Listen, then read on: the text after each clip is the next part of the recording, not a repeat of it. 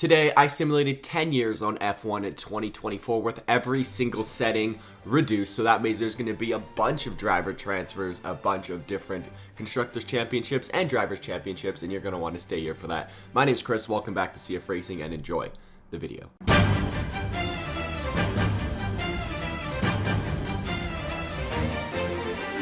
Like I said in the intro, I reduced every single setting to reduced in the career settings tab for F1 in 2024. So that means R&D and the money that the teams make are going to be very low. So that means they can't really afford to keep or pay their drivers. And then other drivers will see their teams not having enough infrastructure or facilities, and they'll want to move as well. So it's going to be a fun simulation. Also, just want to say, if you guys are new here, join my Discord, links in the description down below. Hit that like button, subscribe, share with your friends, follow my Instagram. Everything's in the comment section down below. And with that being said, guys, enjoy the simulation.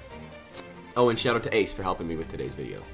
In 2024, Max Verstappen takes 12 wins, 503 points to win his first Drivers' Championship of the simulation. Charles Leclerc takes 9 wins, 474 points to finish P2. Carlos Sainz takes 2 wins, 335 points to finish 3rd. Hamilton finishes 4th with 270 points. George Russell takes 1 win, 261 points to finish P5.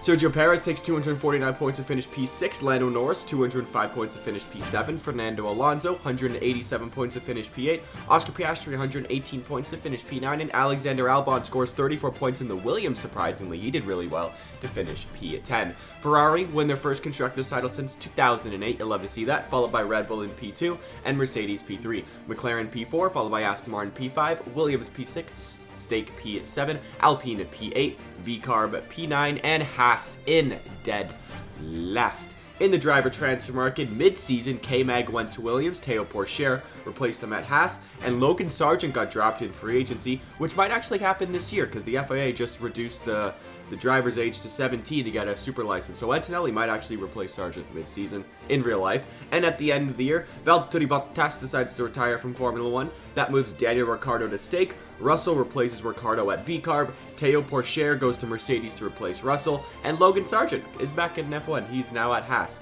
And heading into 2025, there is a regulation change to the chassis and durability departments. In 2025, Fernando Alonso wins his 3rd World Drivers' Championship, but first of the simulation as he takes 10 wins on the year, 480 points to finish P1. Charles Leclerc takes 7 wins, 465 points to finish P2. Max Verstappen takes 5 wins, 453 points to finish P3. And we did have a title fight until the last couple races between Alonso, Leclerc, and Verstappen, which is very exciting.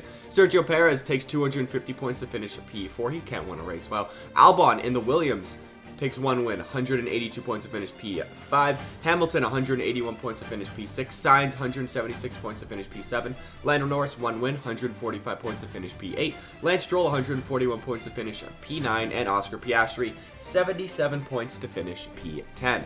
Red Bull win their first Constructors title of the simulation, followed by Ferrari P2, Aston Martin P3, McLaren P4, Williams move up to P5, Mercedes drop down to P6, Stake P7, Alpine P8, VCarb P9, and Haas are still in dead last. In the driver transfer market, K-Mag retires from Formula 1. That moves Nico Hülkenberg to Williams, look at that, and Dennis Hauger goes to Haas to replace Nico Hülkenberg.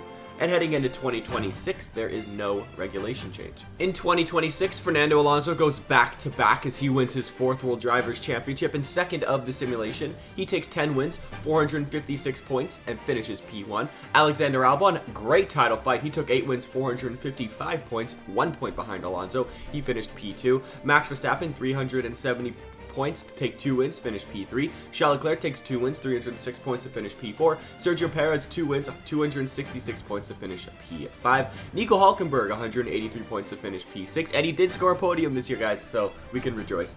Lance Stroll, P7, 175 points. Lando Norris, 139 points to finish P8. Sainz, 109 points. He got destroyed by Leclerc. He's P9. And Lewis Hamilton scored 68 points to finish P10. Williams win their first Constructors title since like mid-90s or something, followed by Red Bull in P2, Aston Martin P3, Ferrari P4, McLaren P5, Mercedes P6, Stake P7, VCarb P8, Alpine P9, and Haas once again remain in dead last. I don't know what it is with Roy Nissany, but he goes to mid-season to Haas, and Dennis Hauger ends up as a free agent. And at the end of the season, Dennis Hauger also goes to Haas. Logan Sargent goes to Red Bull. Wow. Sergio Perez goes to Mercedes, and Théo Pourchaire ends up as a free agent. But heading into 2027, we have a major regulation change to aero, durability, and power, which will probably shake up the grid. In 2027, Charles Leclerc wins his first ever World Drivers' Championship. Some things you just love to see, and this is one of them, as he takes 8 wins on the year, 491 points to finish P1. He dominated. Fernando Alonso took 1 win, 331 points to finish P2, and I noticed he doesn't drop off in this game. He's just good. Alexander Albon takes 6 wins, 262 points to finish P3. Lando Norris takes 2 wins, 262 points as well. He finishes P4. Verstappen 2 wins, 251 points to finish P5. Carlos Sainz 1 win, 244 points to finish P6. Lewis Hamilton 1 win, 218 points to finish P7. Nico Hülkenberg 1 win, 170 points to finish P8. Sergio Perez takes a win, 156 points to finish P9. Oscar Piastri 130 points to finish P10. Lance Stroll finished P11 with 1 win, 118 points. Ferrari win their second constructors title of the simulation, followed by Aston Martin P2, Williams P3, McLaren P4, Mercedes P5, Red Bull with Sargent dropped down to P6, that's embarrassing, VCarb at P7, Alpine P8, Stake P9, and once again for the 4th season in a row, Haas in dead last. In the driver transfer market, Théo Pourchaire goes to Red Bull, and Logan Sargent ends up as a free agent.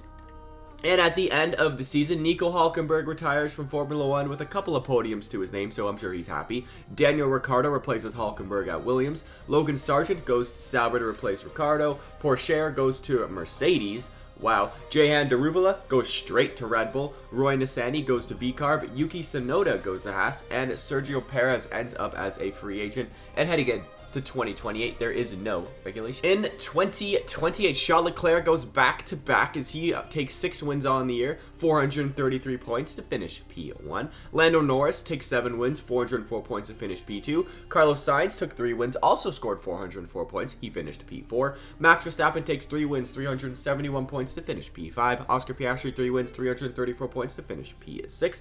Fernando Alonso 2 wins, 245 points to finish P7. Lance Stroll 155 points. He was pretty close to Alonso this season. He was P7. Lewis Hamilton 101 points to finish P8. Logan Sargent 84 points to finish P9. And Jehan Daruvala, I spelled his name wrong. Whoops. He scored 40 points to finish P10. Ferrari win their 3rd constructors title of the simulation, followed by McLaren P2, Red Bull P3, Aston Martin P4, Mercedes P5, Williams drop down to P6, Stake P7, VCarb at P8, Haas are not last, and Alpine in dead last. In the driver transfer market, Amaury Cordial goes to Haas, Dennis Hauger goes to Stake, Logan Sargent went to Red Bull, and Jehan Daruvala ended up as a free agent. Crazy mid-season driver transfers. And at the end of the season, Carlos Sainz retires, and unfortunately Sergio Perez signs with Ferrari. And heading into 2029, there is a reg change to aero and chassis. In 2029, Fernando Alonso once again dominated. I believe he's like 50 now, as he takes 17 wins on the year. That's a lot. 602 points to finish P1. Lance Stroll took 7 wins, 527 points to finish P2. And this is probably the most I've ever seen a team just win. Aston Martin won every single race. I believe they came almost 1-2 every single race, and they scored 1,129 points. That's a lot. That's the most I've ever seen a team score. Max Verstappen finished P3, 255 points to finish P3. Charles Leclerc, 197 points to finish P4. Albon, 196 to finish 5th. Ricciardo, 161 to finish 6th. Lando Norris, 149 to finish 7th. Oscar Piastri, 136 points to finish P8. Zhou, 107 points to finish P9. And George Russell, 93 points to finish P10. And as you can tell, Aston Martin won their 1st constructors title, followed by Williams P2 and Red Bull P3. McLaren finished 4th, followed by Ferrari dropping down to 5th. Stake P6, VCarb P7, Haas P8, Alpine P9, and Mercedes in dead last. Wow, what happened to them? And at the end of the year, Max Verstappen, he decides to retire from Formula 1. That moves Sergio Perez back to Red Bull. Victor Martins, as a rookie, goes to Ferrari. Jehan Daruvala goes to Haas. Amaury Cordial goes to Alpine. And that leaves Esteban Ocon as a free agent.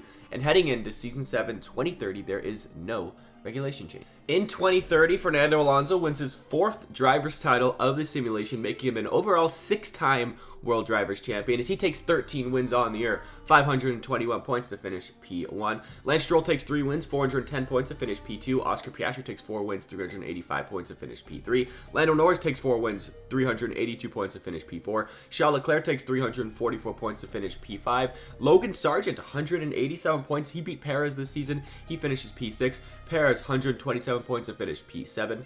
Théo Pourchaire, 99 points to finish P8. Victor Martins, 85 points to finish P9. And Ollie Behrman, 62 points to finish P10. Aston Martin win their 2nd consecutive Constructors title, followed by McLaren P2, Ferrari P3, Red Bull P4, Mercedes P5, Stake P6, Williams P7, VCarb at P8, Haas P9, and Alpine in dead last. And mid-season driver transfers. Ollie Behrman moved to Mercedes. That's why he scored 62 points. Théo Pourchaire replaced Victor Martins at Ferrari mid-season. And Victor Martins, I guess he was so bad, he ended up as a free agent. And at the end of the season, Alexander Albon retires from Formula 1. That moves Théo Pourchaire to Williams. Amaury Cordial goes to Ferrari. Good job, Ferrari. Enzo Fittipaldi goes to Alpine. Pierre Gasly finally leaves Alpine for the first time I've ever seen in this game. He goes to Williams, and that moves Daniel Ricciardo to Alpine. And heading into 2031, there is a regulation change to the power department. In 2031, Lando Norris finally wins his first ever World Drivers' Championship, as he takes 14 wins, 568 points to finish P1. And Oscar Piastri, 8 wins, 540 points to finish P2. Another clean sweep from a constructor, but they didn't score as many points as Aston Martin did that one year. Charles Leclerc, 376 points to finish P4. Fernando Alonso, 2 wins.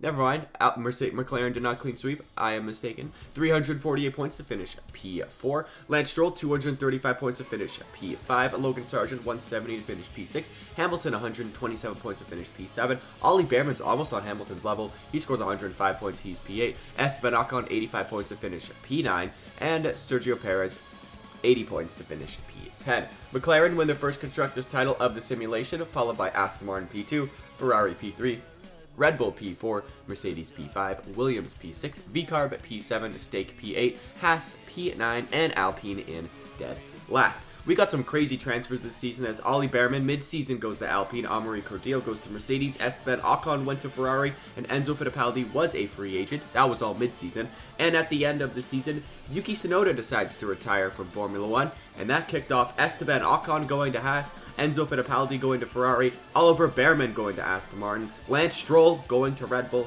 Sergio Perez to Alpine, Théo Pourchaire to VCarb, Frederick Vesti to Williams, and Roy DeSantis finally out of the sport. He's a free agent. And on top of that, we have a major regulation change to aero, chassis, and durability, which will shake up the grid for Season 9 and probably Season 10 as well. In 2032, Season 9, Lando Norris becomes a 2-time World Drivers' Champion, as he takes 15 wins, 570 points to finish P1. Oscar Piastri, just not on Lando Norris's level, but he was consistent enough to take 524 points, 7 wins to finish P2. Ollie Behrman takes a win, his first ever win. Good job, Ollie. 362 points to finish P3. Charles Leclerc, 335 points to finish P4. Fernando Alonso, 1 win, 232 points to finish P5.